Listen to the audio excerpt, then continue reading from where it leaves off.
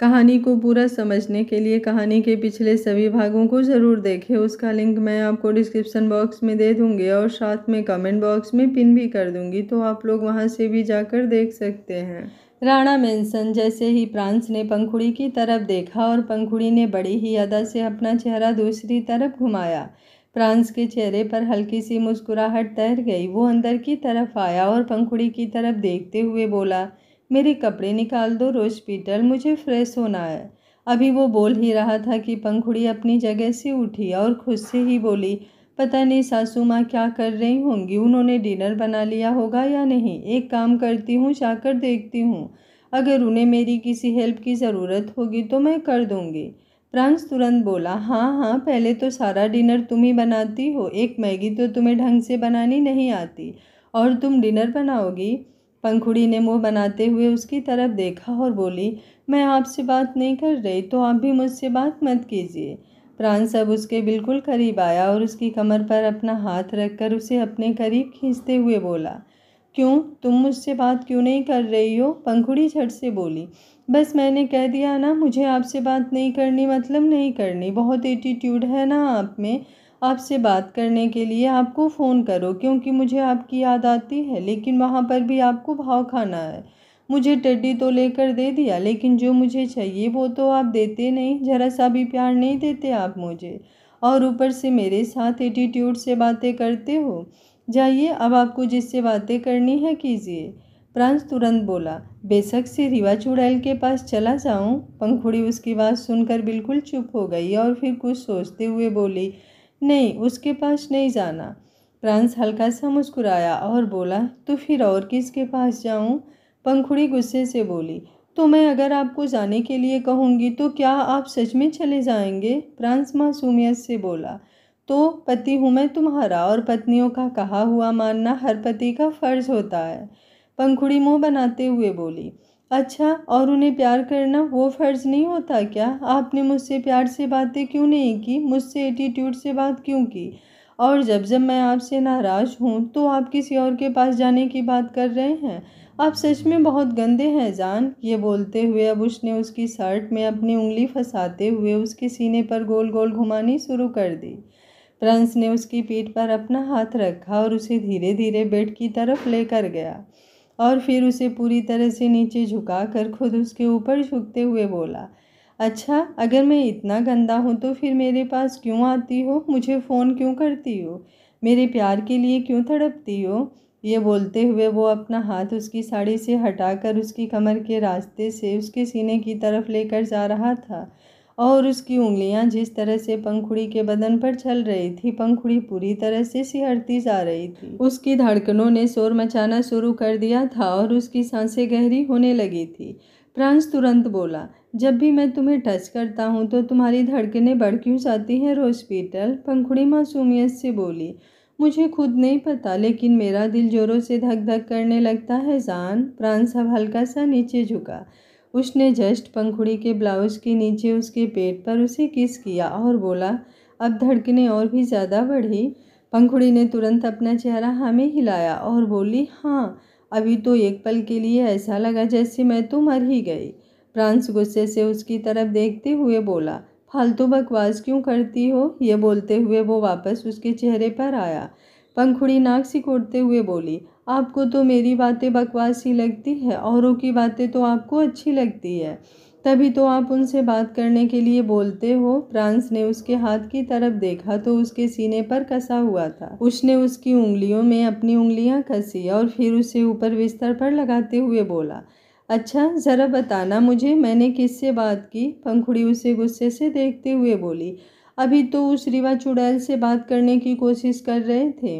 Prawns तुरंत बोला, लेकिन की तो नहीं ना? पंखुड़ी झट से बोली, मुझे क्या पता, अगर की भी हो तो मैंने फ़ोन किया था, मुझसे तो बात नहीं की, एटीट्यूड दिखाकर कॉल डिस्कनेक्ट कर दिया।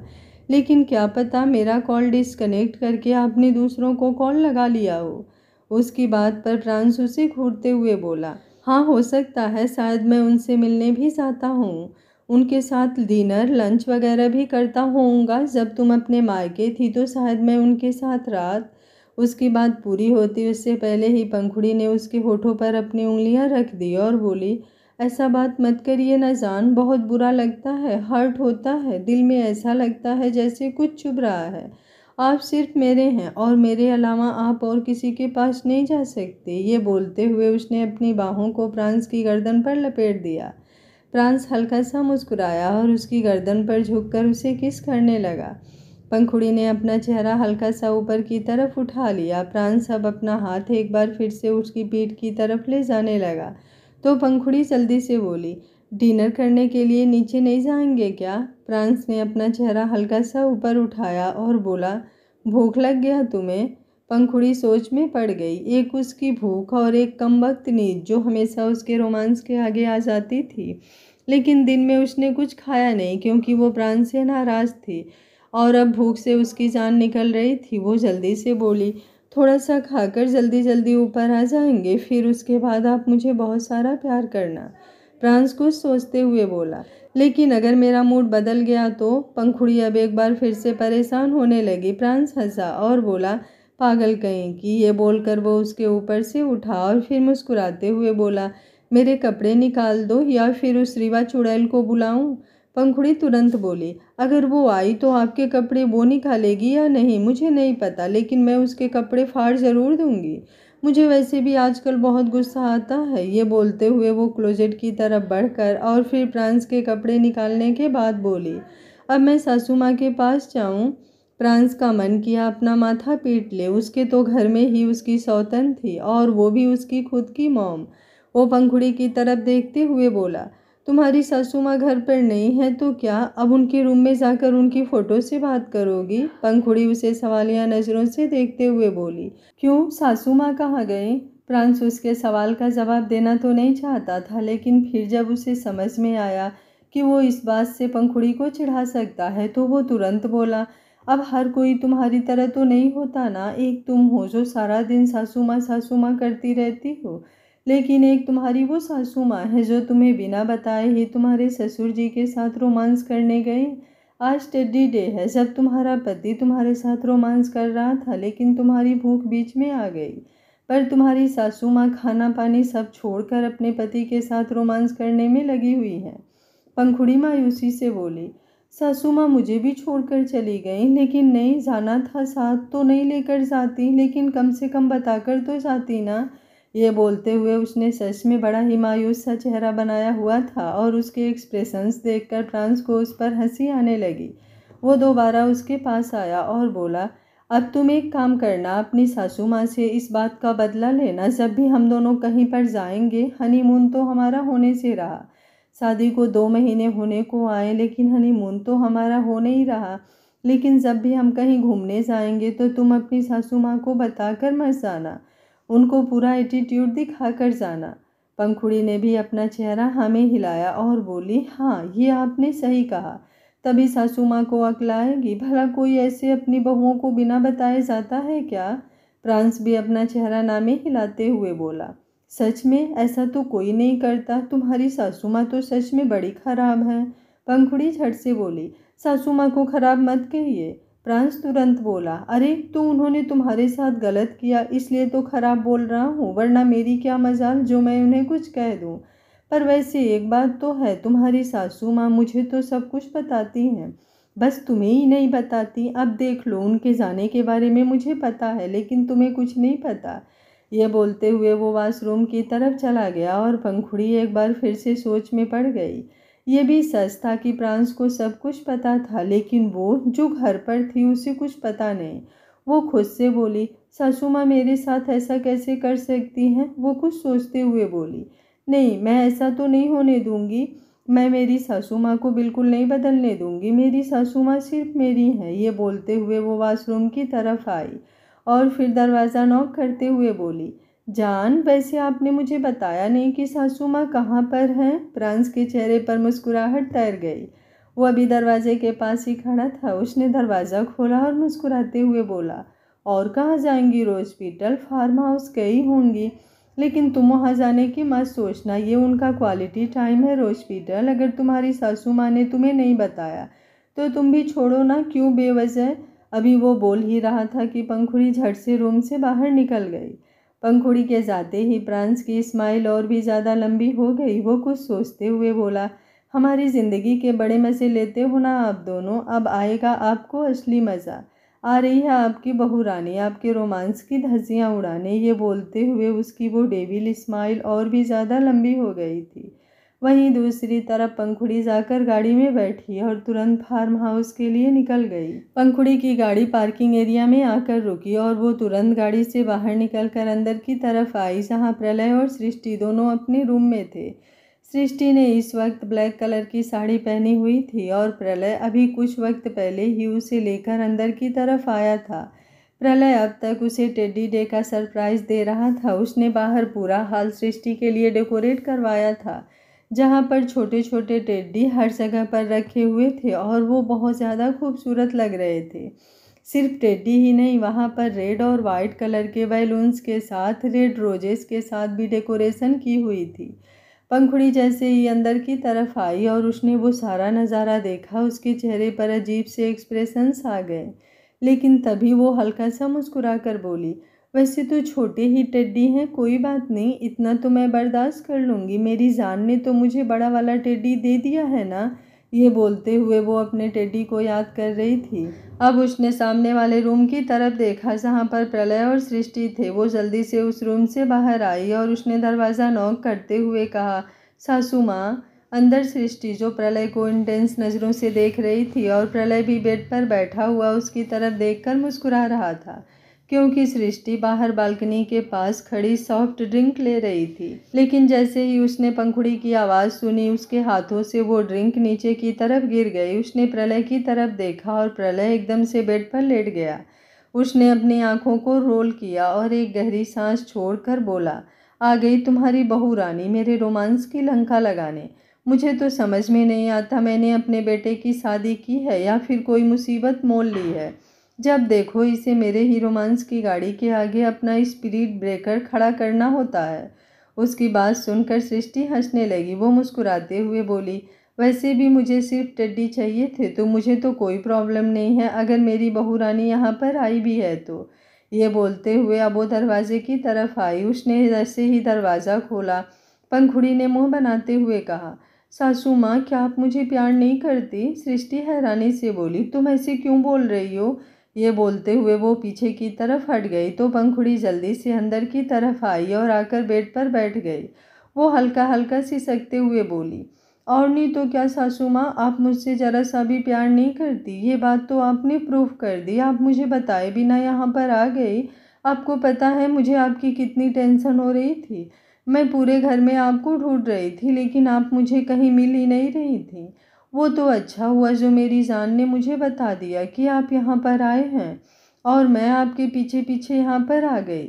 आपको पता है मैं आपके बिना कितनी उदास हो गई थी, और ये ससुर जी, ये तो हमेशा आपको मुझसे दूर करने में लगे रहते हैं। ये बोलते हुए उसने प्रलय की तरफ देखा और प्रलय उसे ऐसी नज़रों से देख रहा था जैसे कह रहा हो कि ओ रियली, मैं तुम्हें तुम्हारी सासू माँ से दूर करने में लगा रहता हूँ, या फिर तुम खुद अपनी सासू माँ की ज़िंदगी में रोमांस का बेड़ा गर्क कर रही हो। सृष्टि ने भी प्रलय की तरफ देखा। प्रलय के एक्सप्रेशंस देखकर उसे प्रलय पर तरस आ रहा था।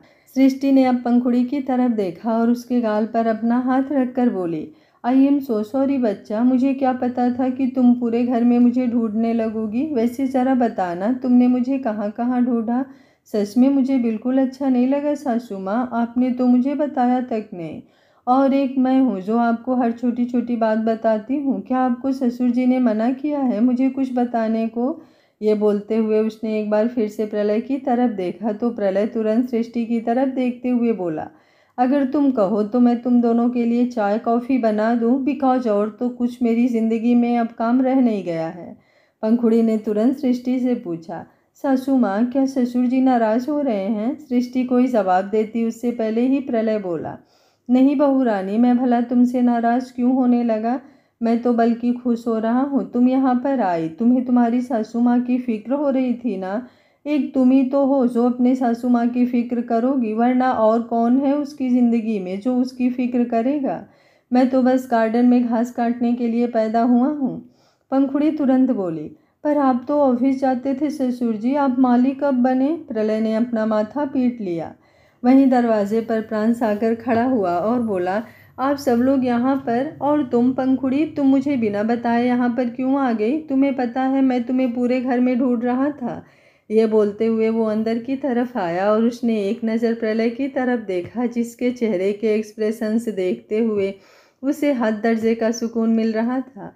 प्रलय तुरंत बोला, हम दोनों लूडो खेल रहे थे और तुम्हारी बीबी, जो बिल्कुल बच्चों की तरह मासूम है, वो बोली कि सास ससुर अकेले क्यों लूडो खेलें, वो भी उनके साथ जाकर लूडो खेलेगी। तो वो भी यहाँ पर आ गई और अब तुम भी आ गए। चलो अब हम चारों एक लूडो का गेम खेलते हैं, मज़ा आएगा, है ना प्रांस? ये बोलते हुए उसने प्रांस के कंधे पर अपना हाथ रखा। प्रांस मुस्कुराया और बोला, सांप सीढ़ी का गेम भी लगाएंगे डैड, उसमें भी बहुत मज़ा आता है। प्रलय दांत पीसते हुए बोला, हाँ लगाएंगे ना, अब तो बहुत कुछ लगाएंगे। ये बोलते हुए उसने अपना हाथ प्रांस के कंधे पर और भी ज़्यादा कस दिया था और फिर अचानक ही प्रांस पीछे की तरफ हो गया तो प्रलय हल्का सा लड़खड़ा गया, लेकिन प्रांस ने तुरंत आगे बढ़कर उसे संभाल लिया था। प्रांस तिरछी मुस्कुराहट के साथ बोला, आपकी उम्र होने लगी है डैड, रहने दीजिए ये खेल वेल, अब आपके बस की बात नहीं है। अब तो मैदान में और बहुत सारे खिलाड़ी आ गए हैं जो ना सिर्फ खेलना जानते हैं बल्कि जीतना भी जानते हैं। तो आप फिलहाल थोड़ा रेस्ट कीजिए, है ना रोज पीटल? हमें तुम्हारे सास ससुर को थोड़ा सा रेस्ट करने देना चाहिए ना? पंखुड़ी सृष्टि की तरफ देखते हुए पूछने लगी, आपको रेस्ट करना है क्या सासू माँ? सृष्टि हल्का सा मुस्कुरा कर बोली, अगर तुम करने दोगी तो ज़रूर करूँगी। पंखुड़ी मुस्कुराते हुए उसके पास आई और बोली, आई लव यू सासू माँ। ये बोलते हुए वो उसके बिल्कुल करीब हो गई। बेशक से वो जितनी मर्जी नादानियाँ करे या फिर शरारतें करे, लेकिन वो सच में सृष्टि से बहुत प्यार करती थी और सृष्टि भी उसकी इस चीज़ पर सच में उसकी कायल हो जाती थी। उसने उसके सिर पर अपना हाथ रखा और बड़े ही प्यार से बोली, आई लव यू टू बच्चा। पंखुड़ी ने अपना चेहरा हल्का सा ऊपर उठाया और फिर एक नज़र प्रलय की तरफ देखकर बोली, ससुर जी से ज़्यादा ना? उसकी बात पर प्रलय का दिल बुरी तरह से जल रहा था, क्योंकि वो जानता था कि सृष्टि क्या जवाब देगी और उसका शक बिल्कुल सही निकला। सृष्टि तुरंत बोली, हाँ तुम्हारे ससुर जी से ज़्यादा। पंखुड़ी अब पूरी तरह से खुश हो गई थी। वो प्रांस की तरफ देखते हुए बोली, चलो जान, अब हम इन दोनों को रेस्ट करने देते हैं। प्रांस मुस्कुराया और बोला, हाँ अच्छे से रेस्ट करेंगे ये दोनों। ये बोलते हुए उसकी गहरी नजरें प्रलय पर थी और प्रलय का मन कर रहा था कि वो प्रांस का गला दबा दे। प्रांस ने जल्दी से पंखुड़ी का हाथ पकड़ा और उसे लेकर बाहर की तरफ चला गया। उसके जाने के बाद सृष्टि जोरों से हंसने लगी और प्रलय ने तुरंत दरवाज़ा लॉक किया। वो बेड पर लेटकर गहरी सांस लेकर बोला, ओ गॉड, तुम्हारी ये बहू रानी किसी दिन मुझसे पिट जाएगी। वैसे तो मैं उन खड़ूस ससुराल वालों में से नहीं हूँ जो अपनी बहू पर हाथ उठाए, लेकिन किसी दिन इसके साथ मेरी हाथापाई ज़रूर हो जानी है। उसकी बात सुनकर सृष्टि अब और ज़्यादा हंसने लगी। हालांकि वो जानती थी कि प्रलय ऐसा कभी कुछ नहीं करेगा, लेकिन उसे भी पंखुड़ी के साथ बच्चा बनते हुए देख उसे मज़ा आ रहा था। वो आई और उसके सीने पर अपना सिर रखकर लेट गई और उसकी तरफ देखकर मुस्कुराते हुए बोली, वैसे आपने एक चीज़ नोटिस की क्या डिस्ट्रॉयर? प्रलय ने उसे सवालिया नज़रों से देखा। सृष्टि मुस्कुराते हुए बोली, हमारा प्रांस कितना बदल गया है ना, पहले वो कभी ऐसी शरारतें नहीं करता था। मेरा मतलब है 5 साल पहले तो वो फिर भी थोड़ा बहुत हंस लेता था, मुस्कुरा लेता था, लेकिन पिछले 5 सालों से तो वो बिल्कुल बदल गया था। पर पर अब तो वो फिर से पहले वाला प्रांस बनने लगा है। वो हंसने भी लगा है, मुस्कुराने भी लगा है, हमारे साथ बातें भी करने लगा है, मजाक भी करने लगा है और अब तो सच में वो पंखुड़ी से भी ज़्यादा शरारती बनने लगा है। बस मुझे मेरा प्रांस ऐसा ही चाहिए। प्रलय कुछ सोचते हुए बोला, लेकिन उसने अभी तक पंखुड़ी को सच नहीं बताया। मेरा मतलब है जिया का सच। वो तो अभी भी उसे गलत सोच रही है ना यूनिवर्स? सृष्टि भी कुछ सोचते हुए बोली, हाँ ये तो है, अभी तक उसने पंखुड़ी को सच नहीं बताया, लेकिन शायद वो जल्दी ही उसे सारा सच बता दे। जहाँ तक मुझे लगता है वो एक मौके का इंतज़ार कर रहा है और जब भी उसके हाथ मौका लगेगा वो ज़रूर पंखुड़ी को सारा सच बताएगा। सृष्टि मुस्कुराते हुए बोली, आई होप ऐसा ही हो। वहीं दूसरी तरफ पंखुड़ी प्रांस के साथ गाड़ी में बैठी थी और दोनों राणा मेंशन जा रहे थे। पंखुड़ी अचानक ही प्रांस की तरफ देखते हुए बोली, जान मेरे पैर दर्द हो रहे हैं। प्रांस ने उसे इंटेंस नज़रों से देखा और फिर अपने पैरों को हल्का सा फैला दिया। तो पंखुड़ी ने अब अपने पैरों को ऊपर की तरफ उठाया और फिर प्रांस की गोद में रख दिया। उसकी पीठ पीछे कार के दरवाजे से लगी हुई थी और वो बड़ी ही अदा से प्रांस के गोद में अपने पैर रखकर आराम से बैठी थी। प्रांस ने उसके पैरों में पहनी हुई पायल की तरफ देखा, जो वही पायल थी जो उसने दिवाली को अपने हाथों से पंखुड़ी को पहनाई थी। और अब उसने पंखुड़ी का पैर हल्का सा ऊपर की तरफ उठाया और फिर उसे अपने होठों से चूमने लगा। तो पंखुड़ी का दिल जोरों से धक धक करने लगा। उसने अपना पैर नीचे करना चाहा, पर प्रांस ने उसका पैर कसकर पकड़ लिया था। वो उस पर हल्का सा बाइट करते हुए बोला, पहले सोच समझकर यहाँ पर अपने पैर रखने चाहिए थे ना रोज पीटल। अब वापस इन्हें नीचे तो तुम तभी उतार पाओगी जब मैं तुम्हें इजाज़त दूंगा। ये बोलकर उसने अब एक बार फिर से उसके पैर को चूमना शुरू कर दिया। प्रांस बड़े ही इंटेंसिटी के साथ पंखुड़ी के पैरों को बार बार किस कर रहा था और पंखुड़ी उसकी इस हरकत पर बेचैन हुए जा रही थी। जब जब प्रांस के लब पंखुड़ी को अपने पैरों पर महसूस हो रहे थे, पंखुड़ी की धड़कनें तेजी से बढ़ रही थी और अब तो वो पछताने लगी थी कि क्यों उसने अपने पैरों को प्रांस की गोद में रखा। वो प्रांस की तरफ देखते हुए बोली, आप गाड़ी चलाने में ध्यान दीजिए ना, बार बार मेरे पैरों को किस करेंगे तो कहीं हमारा एक्सीडेंट ना हो जाए। प्रांस ने तिरछी सी नज़रें उस पर डाली और बोला, तुमने मुझे बच्चा समझा है क्या? अगर अपनी आंखें बंद भी कर लूं तो भी हमारा एक्सीडेंट नहीं होगा, लेकिन हाँ, अगर मैं खुद चाहूँ तो पता नहीं। उसकी बात सुनकर पंखुड़ी ने गुस्से से उसकी तरफ देखा। उसे याद आ गया था कैसे प्रांस ने खुद का एक्सीडेंट करवाया था।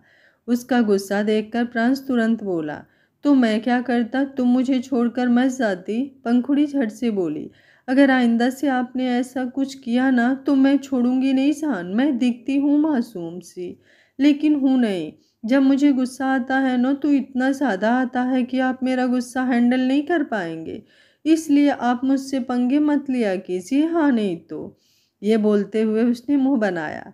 प्रांस ने उसे घूर कर देखा और फिर अगले ही पल उसके चेहरे पर शरारती मुस्कुराहट आ गई, क्योंकि अब उसने पंखुड़ी के पैरों को वापस अपनी गोद पर रख दिया था और अब वो उन्हें अपने होठों से चूम नहीं रहा था, बल्कि उसके पैरों के नीचे अपनी उंगलियां चला रहा था।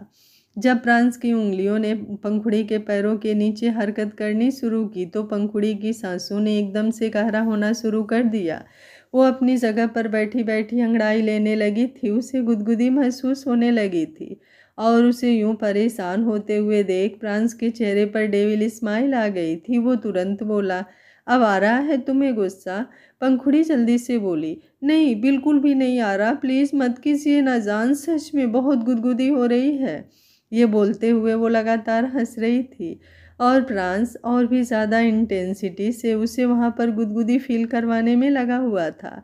आखिर में जब पंखुड़ी खुद को कंट्रोल नहीं कर पा रही थी तो उसने अपने पैरों को वापस खींचने की कोशिश की, जहाँ पर एक बार फिर से प्रांस ने उसके पैरों को कसकर पकड़ लिया। पंखुड़ी अब कुछ बोल नहीं पाई। प्रांस कभी अपनी उंगलियों को गोल गोल घुमा रहा था तो कभी ऊपर से नीचे, और उसका ये करना अब काफ़ी ज़्यादा सेडेक्टिव हो रहा था। पंखुड़ी की जान निकल रही थी, लेकिन अब उसने अपने पैरों को पीछे की तरफ नहीं खींचा, पर वो पागल होने लगी थी। जिस तरह से प्रांस हरकतें कर रहा था वो हल्की हल्की मदहोश होने लगी थी और उसने अपनी साड़ी को कसकर मुट्ठियों में जकड़ लिया था। पंखुड़ी ने अपना चेहरा दूसरी तरफ घुमा लिया। प्रांस मुस्कुराया और बोला, मतलब समझती तो तुम सब हो। तुम्हारी हरकतें बच्चों वाली है, लेकिन दिमाग एकदम एडल्ट वाला है। पंखुड़ी ने अपने होठों को अंदर की तरफ दबा लिया। अब वो जो समझी उसमें उसकी क्या गलती। जिस तरह से प्रांस पिछले 1 महीने से उसके साथ हरकतें कर रहा था, ओबीसीएस सी बात थी कि पंखुड़ी को ये सब अब थोड़ा थोड़ा समझ आने लगा होगा। वहीं दूसरी तरफ आश्रय और पंक्ति अपने रूम में बाहर की तरफ आए, लेकिन डाइनिंग टेबल पर आकर दोनों हैरान हुए, क्योंकि वहाँ पर कोई भी नहीं था।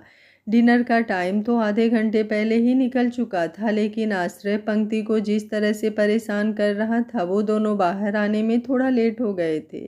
वैसे भी आज राणा मेंशन में ज़्यादा लोग नहीं थे, सिर्फ रागिनी और कुसुम जी थे और उन दोनों ने एक दूसरे के साथ रूम में बैठकर ही डिनर कर लिया था। आश्रय डाइनिंग टेबल पर बैठा उसका इंतज़ार करने लगा, लेकिन जब 5 मिनट तक पंक्ति नहीं आई तो वो अपनी जगह से उठा और फिर अंदर की तरफ आया।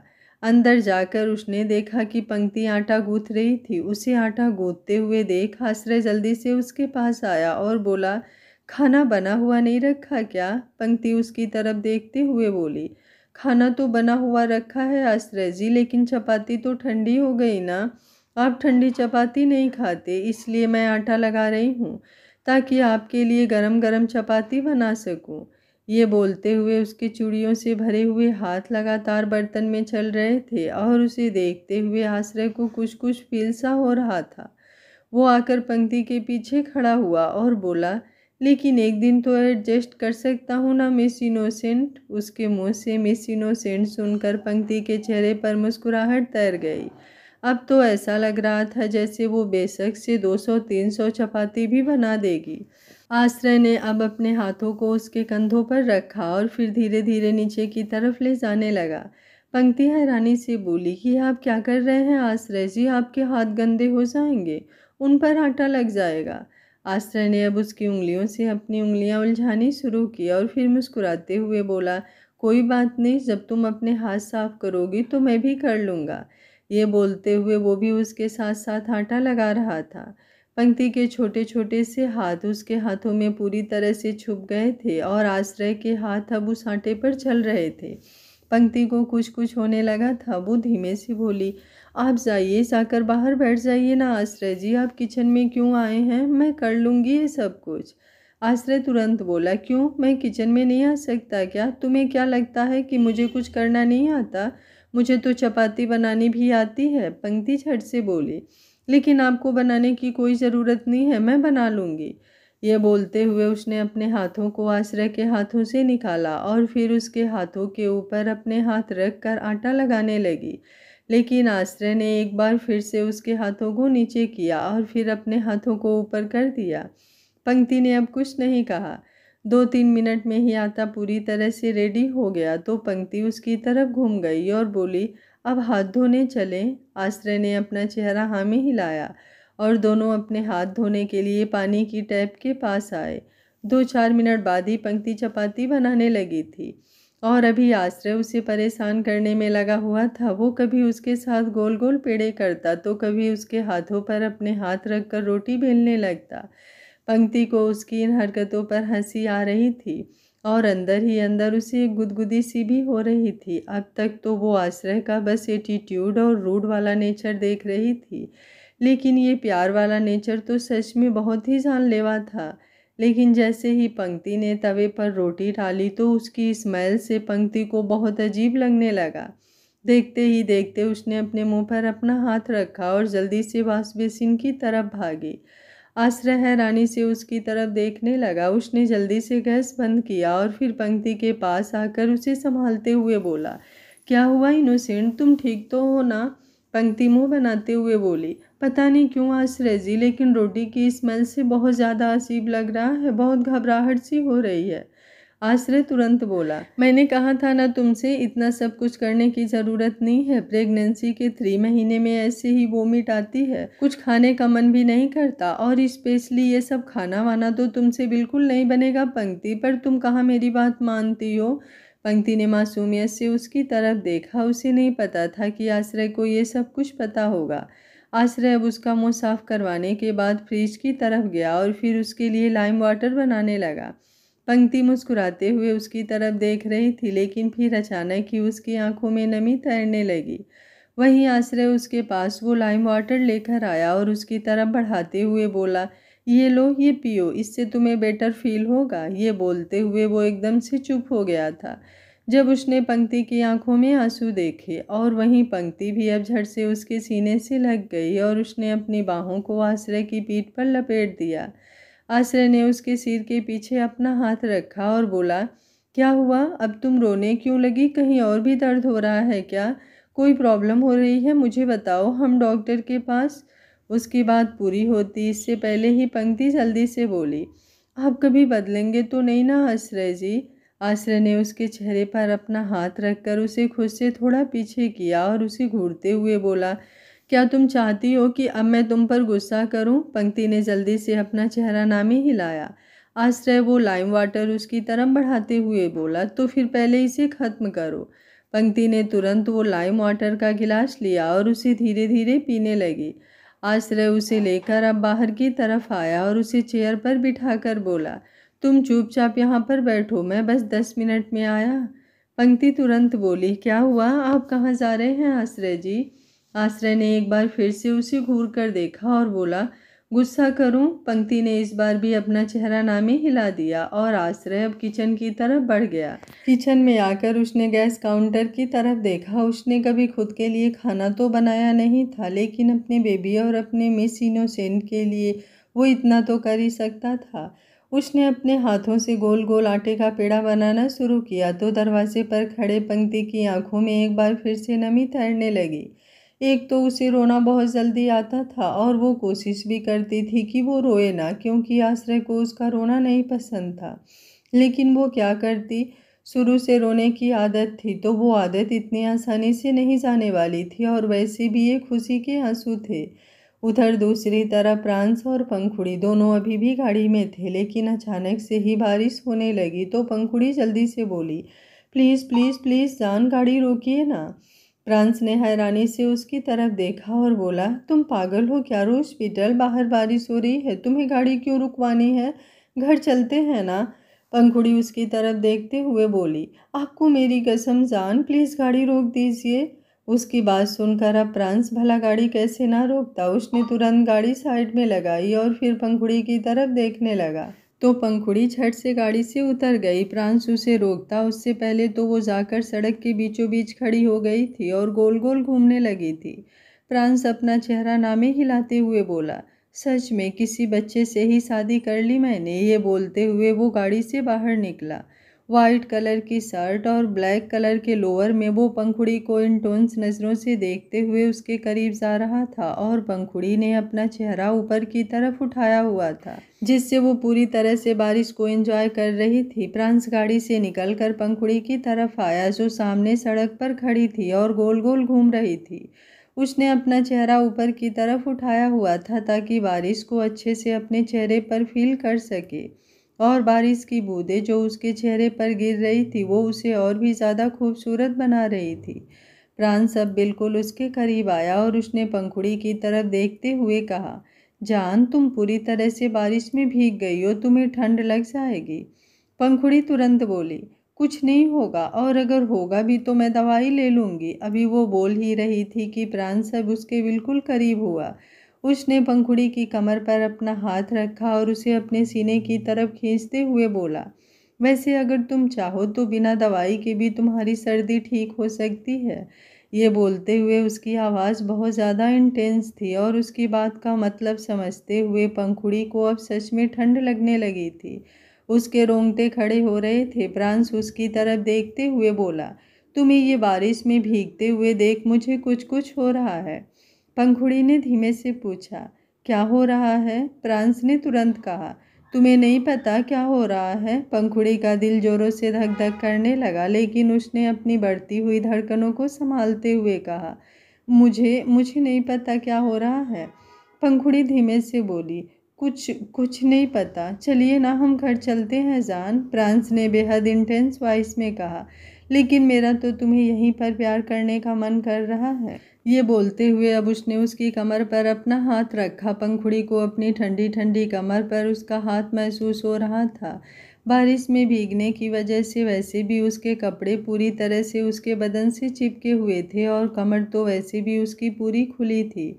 उसे भी अब कुछ कुछ होने लगा था। प्रांस ने अपना हाथ अब ऊपर की तरफ सरकाया और फिर उसके कंधे से होते हुए वो उसके गाल तक आया और उसके चेहरे पर पूरी तरह से झुककर उसके होठों को लॉक कर दिया। बारिश जोरों से हो रही थी और वो दोनों पूरी तरह से बारिश में भीगते हुए एक दूसरे को बेहद शिद्दत से चूमे जा रहे थे। कुछ देर बाद प्रांस ने पंखुड़ी को छोड़ा और उसे अपनी गोद में उठाकर गाड़ी की तरफ ले गया। पंखुड़ी ने भी अपनी बाहों को उसकी गर्दन पर कसकर लपेट लिया था। उसे लग रहा था कि प्रांस उसे लेकर गाड़ी के अंदर जाएगा, लेकिन प्रांस ने पंखुड़ी को गाड़ी के बोनट पर लिटाया और फिर उसके ऊपर झुकने लगा। पंखुड़ी ने उसके कंधे पर अपने हाथ रखे और बोली, हम लोग सड़क पर हैं जान, कोई देख लेगा। प्रांस तुरंत बोला, तुम्हें दूर दूर तक कोई नज़र आ रहा है क्या? और अगर आ भी रहा है तो तुम अपनी नज़रें सिर्फ मुझ पर रखो ना रोज पीटर, तुम सिर्फ मुझे देखो और मुझे फील करो। ये बोलते हुए जब वो पूरी तरह से उसकी गर्दन पर झुक गया और उसकी ठंडी ठंडी गर्दन को चूमने लगा, जहाँ पर बारिश की कुछ बूंदें ठहरी हुई थी तो कुछ गिर रही थी। पंखुड़ी ने अपना चेहरा पूरी तरह से पीछे की तरफ टिका लिया और फिर अपने हाथों को प्रांस के कंधे पर और भी ज़्यादा कस दिया। प्रांस ने उसे कमर से कसकर पकड़ लिया और फिर उसे एक झटके से ऊपर की तरफ उठाया तो पंखुड़ी ने अपने पैरों को प्रांस की कमर पर लपेट दिया। प्रांस ने अब उसका चेहरा पूरी तरह से अपने हाथों में थामा और उसके गुलाबी लबों की तरफ देखने लगा जो बेहद अट्रैक्टिव लग रहे थे। प्रांस ने एक बार फिर से उन पर झुककर उन्हें चूमना चाहा, लेकिन तभी अचानक ही पंखुड़ी ने एकदम से प्रांस को धक्का दिया और जोर से छींक मारी तो प्रांस की आईब्रो ऊपर की तरफ उठ गई। इतने में ही पंखुड़ी को ठंड लग जाएगी उसे नहीं पता था। वो जल्दी से बोला, तुम्हें तो ठंड लग भी गई। पंखुड़ी ने अपना नाक ऊपर की तरफ खींचा और फिर कुछ बोलने लगी, लेकिन बोलने से पहले उसे एक जोरों से छींक और आई और उसने अपने हाथ से अपना नाक मसला। प्रांस ने अब उसे अपनी गोद में उठाया और उसे लेकर गाड़ी के अंदर आया। उसने उसे पहले अच्छे से सीट पर बिठाया और फिर खुद भी ड्राइविंग सीट पर बैठ गया। अब उनकी गाड़ी वापस राणा मैंसन की तरफ निकल चुकी थी और पूरे रास्ते पंखुड़ी लगातार छींक रही थी। अब प्रांस को खुद पर ही गुस्सा आ रहा था कि उसने पंखुड़ी की शरारतों में उसका साथ क्यों दिया। अगर वो बारिश में भीग रही थी तो कम से कम उसे तो पंखुड़ी को रोकना चाहिए था, लेकिन नहीं, वो तो खुद यहाँ पर रोमांस करने में बिजी हो गया। वहीं दूसरी तरफ आश्रय और पंक्ति दोनों डाइनिंग टेबल पर बैठे थे और रागिनी उन्हें खाना खिला रही थी। पंक्ति का खाना खाने का मन नहीं कर रहा था, लेकिन वो जानती थी कि अगर वो खाना नहीं खाएगी तो आश्रय उसे बहुत डांटने वाला है, इसलिए उसने जैसे तैसे 2 चपाती खा ली थी। पर अब अचानक से ही उसके चेहरे के एक्सप्रेशंस बिगड़ने लगे। आश्रय जो उसके लबों की तरफ निवाला बढ़ा रहा था, जब उसने उसके एक्सप्रेशंस देखे तो तुरंत बोला, क्या हुआ, तुम ऐसे मुंह क्यों बना रही हो? पंक्ति ने तुरंत अपने मुंह पर अपना हाथ रखा और जल्दी से वॉशरूम की तरफ भाग गई। आश्रय का चेहरा एकदम से मायूस हो गया। उसके चेहरे पर पंक्ति के लिए परेशानी साफ झलक रही थी। वो पंक्ति के पीछे पीछे जाने लगा। तभी रागिनी बोली, प्रेगनेंसी में ऐसा ही होता है आश्रय। मैंने पंक्ति से कहा था कि वो बेमन से खाना ना खाए, लेकिन तुम्हारे डर की वजह से उसने खाना खा लिया और अब देखो उसका क्या हाल हो गया। इसलिए कहती हूँ उसे कम डांटा करो, सच में बहुत डरती है वो। अब रखो उसका ख्याल। ये बोलकर उसने आश्रय के कंधे पर अपना हाथ रखा और वहाँ से चली गई। वहीं आश्रय भी अब पंक्ति के पास आया। उसने पंक्ति की पीठ को सहलाया और उसकी तरफ देखते हुए बोला, इतनी डरती हो तुम मुझसे? पंक्ति ने अपना मुंह साफ करते हुए हैरानी से उसकी तरफ देखा। वहीं आश्रय एक बार फिर से बोला, मैं सच में तुम्हें इतना ज़्यादा टॉर्चर करता था कि तुम मुझे ये बताने से भी डर रही हो कि तुम्हें खाना नहीं खाना? तुम इतना डरती हो मुझसे? पंक्ति ने तुरंत अब अपना चेहरा ना में हिलाया और बोली, नहीं नहीं आश्रय जी, ऐसी कोई बात नहीं है। आश्रय भी उसे देखते हुए बोला, तो फिर कैसी बात है? तुमने मुझे बताया क्यों नहीं कि तुम्हें खाना नहीं खाना? पंक्ति के पास अब उसके सवाल का कोई जवाब नहीं था। उसे चुप देखकर आश्रय समझ गया था कि बात यही है, वो बस उसे बताने से डर रही है। अब उसने पंक्ति का चेहरा अपने हाथों में थाम लिया और बोला, तुम्हें मुझसे डरने की कोई ज़रूरत नहीं है मिस इनोसेंट। मैं जानता हूँ मैंने तुम्हें बहुत परेशान किया है, टॉर्चर किया है, तुम्हें बहुत डराया है और उल्टी बातें सुनाई, लेकिन ट्रस्ट मी, अब मैं ऐसा कुछ नहीं करूँगा। पंक्ति उसे बार बार पलकें झपकाते हुए देख रही थी और यकीन करने की कोशिश कर रही थी, क्या सच में आश्रय अब उसे बिल्कुल नहीं डांटेगा? आश्रय एक बार फिर से बोला, ऐसा नहीं है कि मैं तुम्हें बिल्कुल नहीं डांटने वाला। हाँ डांटूंगा जब तुम फालतू की हरकतें करोगी, जब तुम मेरा कहना नहीं मानोगी, लेकिन इसका मतलब ये तो नहीं कि तुम्हें मेरी हर बात माननी होगी। अगर तुम्हारा खाना खाने का मन नहीं है तो कोई ज़बरदस्ती नहीं है, तुम मुझे बता सकती हो तुम्हें क्या खाना है, तुम्हें क्या अच्छा लगता है, और अगर मुझे लगेगा कि वो चीज़ हेल्दी है तो वो मैं तुम्हें खिलाऊंगा। लेकिन अगर लगेगा कि नहीं खानी चाहिए तो मैं थोड़ी बहुत ही सही पर तुम्हारी क्रेविंग तो मैं शांत कर सकता हूँ ना। तुम्हें मुझसे डर कर रहने की ज़रूरत नहीं है मिस इनोसेंट। उसके मुँह से बार बार मिस इनोसेंट सुनकर पंक्ति का चेहरा अब खिलने लगा। आश्रय उसकी तरफ देखते हुए बोला, अब कुछ खाने का मन कर रहा है क्या? पंक्ति ने अपना चेहरा हाँ में हिलाया। आश्रय ने तुरंत पूछा, क्या खाना चाहती हो? पंक्ति कुछ सोचते हुए बोली, आम। आम खाने का मन कर रहा है आश्रय जी। आश्रय उसकी बात पर हैरान हुआ। अभी फ़िलहाल आम का सीज़न नहीं था। अगर आम मिलता भी तो बहुत मुश्किल से मिलता था। लेकिन अब पंक्ति ने डिमांड की थी तो उसे पंक्ति की डिमांड तो पूरी करनी ही थी। लेकिन अगले ही पल पंक्ति बोली, पर इस मौसम में तो आम नहीं मिलते ना आश्रय जी, इसलिए आप रहने दीजिए। मैंने खाना तो खाया था, लेकिन अब पूरा खाना तो बाहर निकल गया, पर अब और नहीं खा पाऊंगी। इसलिए एक काम करती हूँ, थोड़ा सा दूध पीकर सोने की कोशिश करती हूँ। जल्दी ही नींद आ जाएगी मुझे, क्योंकि सुबह से काफ़ी थकी हुई हूँ मैं। और अगर आप अपनी बाहों में, ये बोलते हुए वो चुप हो गई थी। उसे आश्रय से ऐसा कुछ कहने में शर्म आ रही थी और समझ में भी नहीं आ रहा था कि वो कहे या ना कहे। कहीं आश्रय एक बार फिर से गुस्सा होने लगा तो जो उसे थोड़ा बहुत आश्रय का प्यार मिल रहा था वो भी कैंसिल हो जाएगा। आज का पार्ट आप लोगों को कैसा लगा कमेंट बॉक्स में अपनी राय ज़रूर दीजिएगा। कहानी अच्छी लग रही है तो वीडियो को लाइक, शेयर एंड चैनल को सब्सक्राइब कर लीजिएगा। Thank you for watching. मिलते हैं कहानी के अगले भाग में।